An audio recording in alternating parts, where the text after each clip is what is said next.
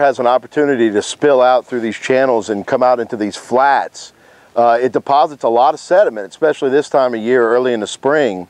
And you know, that's one of the key components of coastal restoration. When you talk about, you know, how you really restore the coast, it's not just a matter of building land. I mean, everybody knows that we can physically build a piece of land with a dredge, but it's about reducing the volume of water that comes in and out of these marshes. You know, when this river falls out, you know, this land behind us right here, right now, is less than a foot deep. And so you're talking about, there's a lot of bays here on the east side of the river that after Katrina were as deep as 5 or 6, 7 feet. And now, you know, in the last decade, a lot of them have filled in with this sediment coming out of the river. So you've reduced that tidal volume, the amount of water that has to come in through your passes and come in, you know, into your sounds to fill in this area when the Mississippi River falls. And that's a key part of restoring this coast, is shallowing up a lot of areas that have become so deep as the marshes eroded away. The west side is really fallen apart, you know, and recently, you know, NOAA released several maps where they took a lot of really popular fishing places off the map.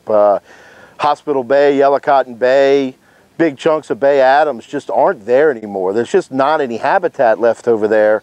The only real habitat that's over there are artificially created oyster reefs and other, you know, little humps and things, but you don't have marsh habitat. You don't have a nursery ground for finfish and shrimp and crabs anymore. What you have is a lot of really open, flat water bottom that's just not very good for holding a diverse, you know, array of fisheries in your estuary.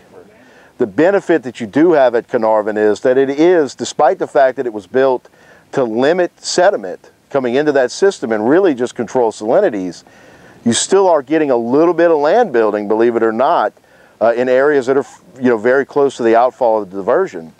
It just doesn't move enough sediment to move that sediment out far into the system into places like Patola and Little Lake that you talk about. Sediment diversions are a little bit different because they're going to try to take water from deeper in the water column, and they're going to try to locate them in areas where you have more suspended sediment that they can move through that diversion channel and move out into shallow water areas and let, you know, Mother Nature take its course with a little bit of help from man in depositing those sediments and starting to create some of these pop-up islands and things that you see when diversions get an opportunity to really go out and deposit sediment. They are going to move a lot of fresh water, there's no doubt, and there's going to be fisheries displacement, you know, especially during the springtime when the river's high like we see now.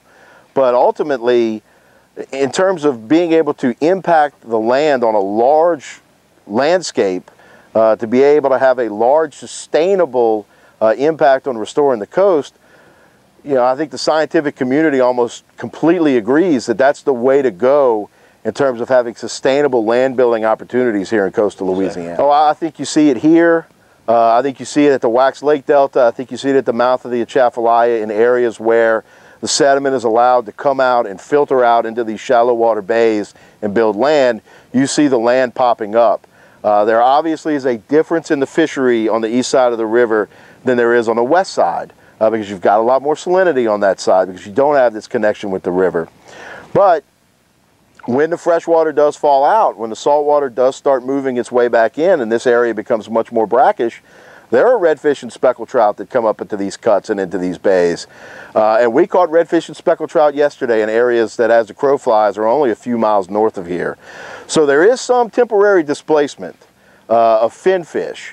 But they do come back, and when they come back into areas that have a connection with the river, they find a healthier ecosystem and a healthier place where their babies can be raised up to become bigger fish.